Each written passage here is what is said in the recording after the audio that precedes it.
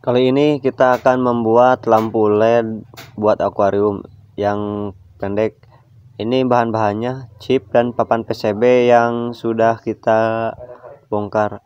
Kemudian kita harus memanaskan terlebih dahulu untuk di bagian papan PCB ini. Dan di sini kita jangan lupa untuk mengasih plug atau cairan Amtek ya untuk di papan PCB ini, karena supaya lebih panasnya lebih merata. Kemudian kita tunggu hingga cairan tersebut meleleh. Setelah meleleh, dia akan menyebar di bagian papan PCB itu. Jadi bisa dilihat itu untuk papan PCB, dan tino pada papan PCB pun dia melelehnya dengan cepat. Dan untuk tino juga dia keadaannya lebih bersih ya, karena ini memakai plug Amtek atau cairan yang lainnya. Ini kita bisa lebih cepat dan mempermudah dalam pelepasan chip atau pemasangan chip. Tuh kita bisa lihat itu. Jadi si Tino itu fokus pada bagian tersebut. Kemudian kita harus mengasih Tino ulang di bagian papan PCB yang kita akan pasang itu. Karena di sini kita akan memasang chip 5730 ya, karena chipnya panjang, jadi yang kita pakai itu di bagian ujung tinonya saja. Itu bisa dilihat ujung pada ujung kita kasih tino, jadi yang tengahnya nggak usah dikasih karena yang ujung itu yang kita akan pakai. Ini untuk min plus di bagian chip ini biasanya itu ada garis strip kecil atau di bawahnya itu bagian min. Ini sudah selesai untuk pemasangan dua chip. Kemudian kita akan memasang chip yang lain. Jadi di sini kita akan membuat lampu LED akuarium ini. Untuk dripper dan yang lainnya bisa memanfaatkan lampu LED bekas atau dripper bekas ya, yang masih on atau bagaimana. Jadi kita harus oprek terlebih dahulu untuk di bagian dripper. Jika drippernya tidak ada, kita bisa memanfaatkan dripper lampu yang lain. Ini kita akan membuat lampu LED akuarium ya yang kecil itu. Untuk beban sekitar 8, untuk beban sekitar 8 watt. Dan kita memakai chip 5730.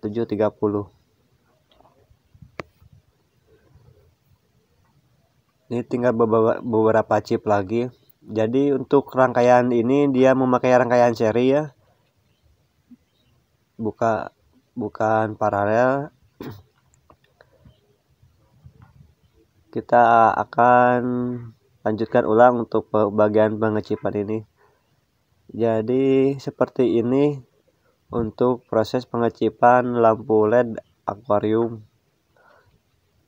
Kelihatannya sih PCB itu memang tipis, namun dia karena PCB terlalu tipis ini, jadi kalau terlalu panas dia suka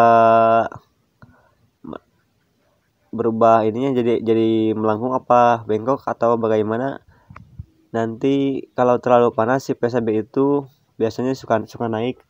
Jadi untuk mengatur suhunya kita harus menyesuaikan dengan keadaan PCB, papan PCB. Jika papan PCB terlalu tebal, maksudnya jika papan PCB tebal, kita harus lebih,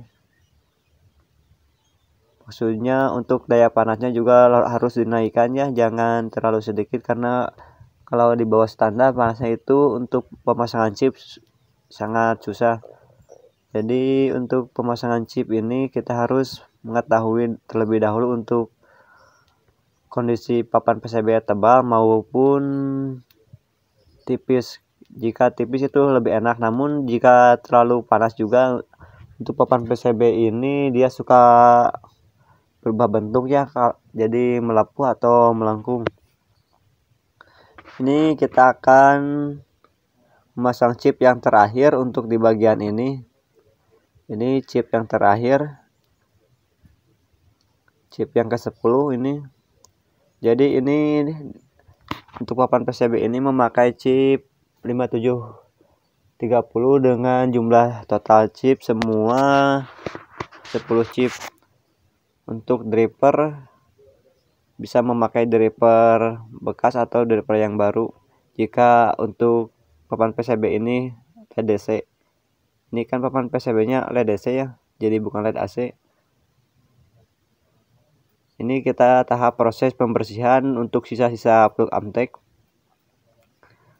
Kita harus bersihkan terlebih dahulu untuk di bagian ini.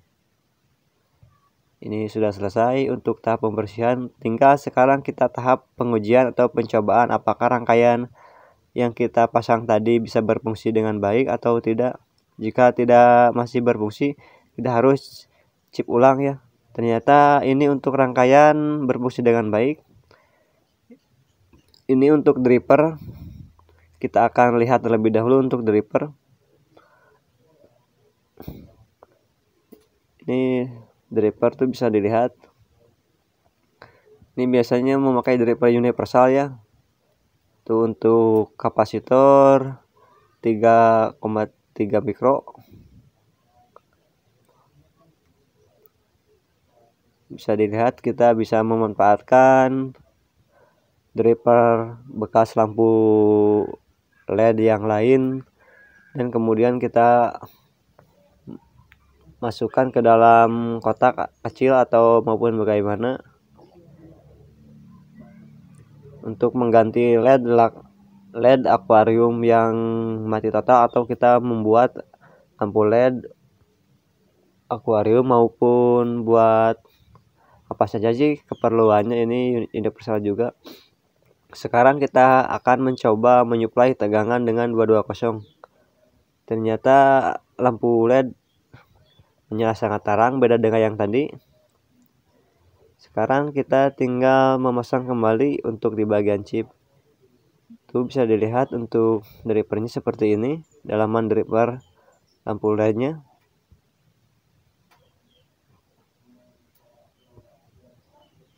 Kita akan coba langsung colokin ke stop kontak. Sama, masih berfungsi dengan baik untuk di bagian stekernya, tidak ada kendala.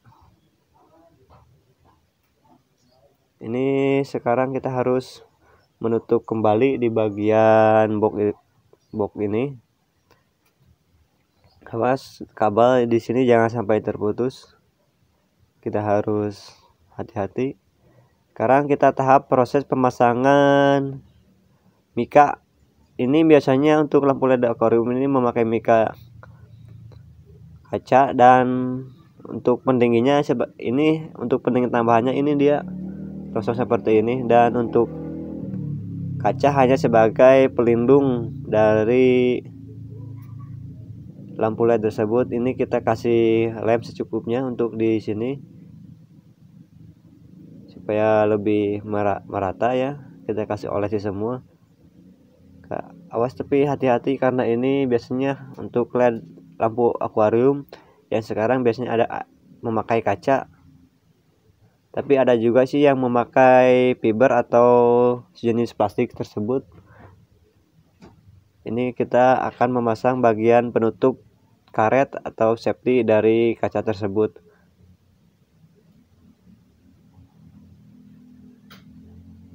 Kita bersihkan terlebih dahulu untuk di bagian ini, di bagian kaca, atau membersihkan sisa-sisa lem supaya kelihatan lebih menarik.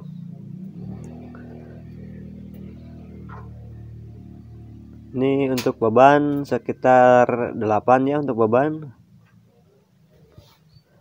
Jadi lumayan terang untuk penerangan lampu akuarium. Tapi untuk kegunaannya sih bebas, mau diaplikasikan di mana saja. Tapi untuk lampu seperti ini identik dengan lampu LED akuarium.